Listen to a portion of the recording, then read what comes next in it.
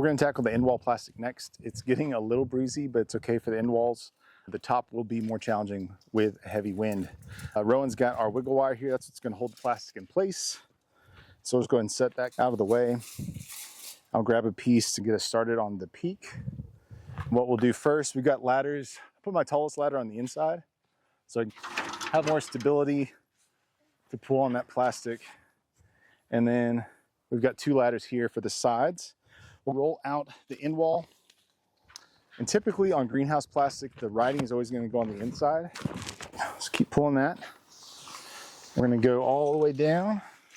Look out for any sharp edges. I'm going to pull this all the way down, past the end a little bit, and there should be enough extra for about 2 foot on both sides. And center it up a little bit, and then on the middle, I'll just put a mark, and that way that mark will be at the peak. So, kind of unfold it a little bit where it's not as hard to pull apart. So I've got my writing on the inside. Kind of stretch this out a little bit. Rowan, you're going to kind of help me. Hand me one of those wiggle wires, please. It's easiest if you don't pick up several at a time. If you just leave them on the ground and kind of pull out, it won't get as tangly. We're going to lift up right in the middle. And I'm looking for that mark right here in the middle.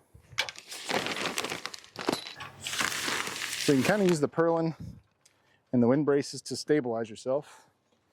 Rowan, can you unfold this side? So I like to overlap like maybe 6 inches to a foot. And what that does is it gives me something to hold on to. And if I ever had, for whatever reason, had to like reset the plastic, I can do that and still have a piece to hold on to. I like to leave like about 6 inches overhang. That way I can grab onto it and pull it if I ever have to reset the plastic. I put in 1 wiggle wire channel about halfway on both sides. And that'll hold it in place until we stretch out the corners. So this is something you can do by yourself if it's a not windy day. It just takes longer. Just gonna pull this into place. I'm gonna put it up and over the bow. Start pulling it.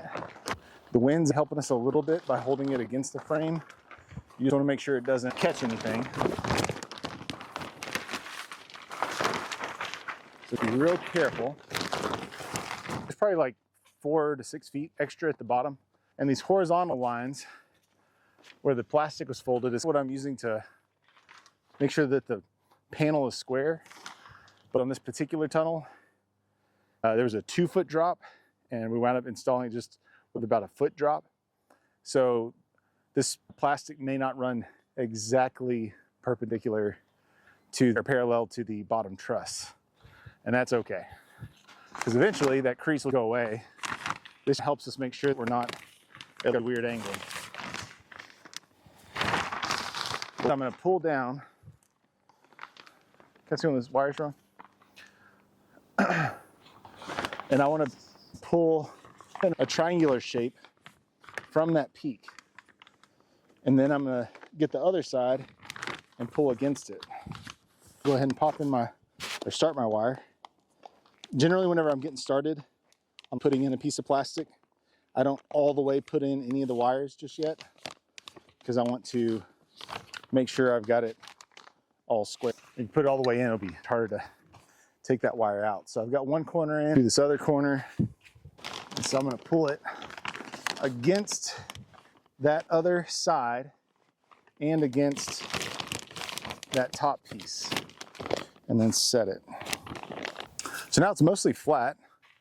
I've got tension from the top down to the corners. I'm going to pull down in the middle and put in a wiggle wire. This particular tunnel has an offset door, which you could choose to do if you wanted to like add a roll-up end wall or a roll-up door in the future, or if your site is a little unlevel. I'm going to start where this door is and then work my way down.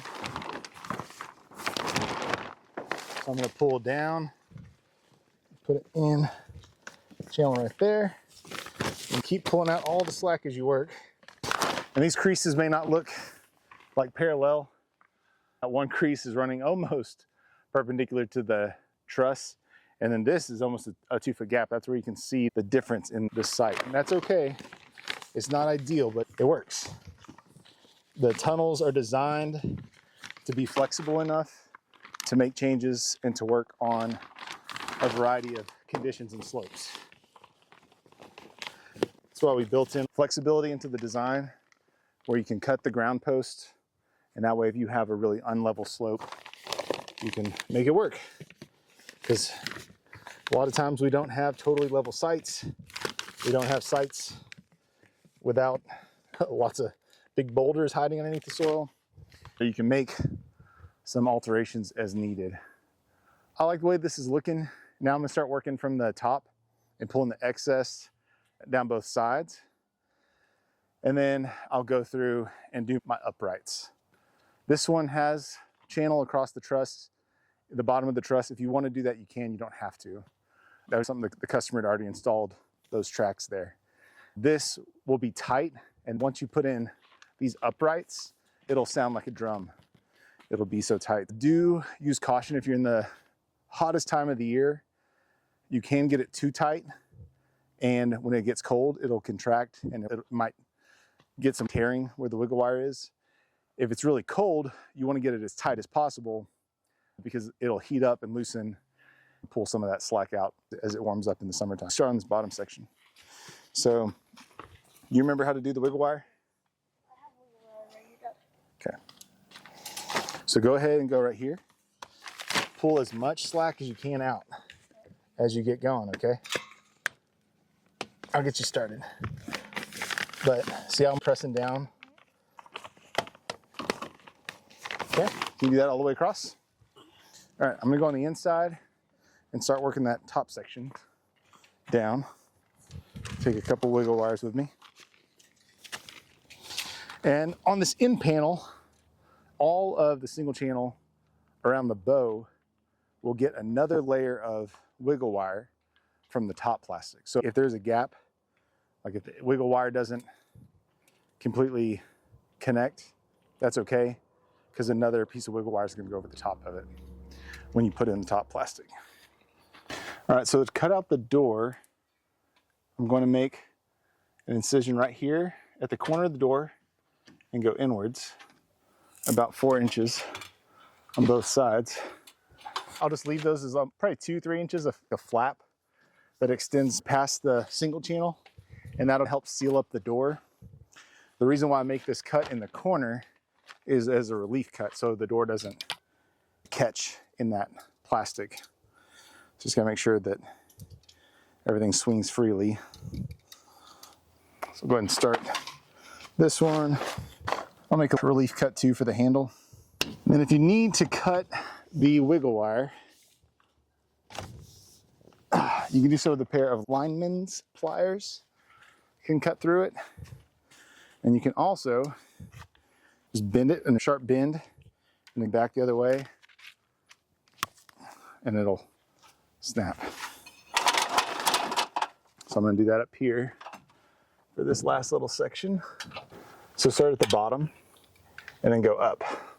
So on this baseboard, we're just putting it in the top section of the double channel, and then we'll leave like a foot overhang, and that'll help keep weeds at bay, create a good seal against the ground. So on this door, free the door panel. So I'm cutting about a 2-inch lip in there, really sharp knife. And then now those little extra pieces I left create a good seal around it.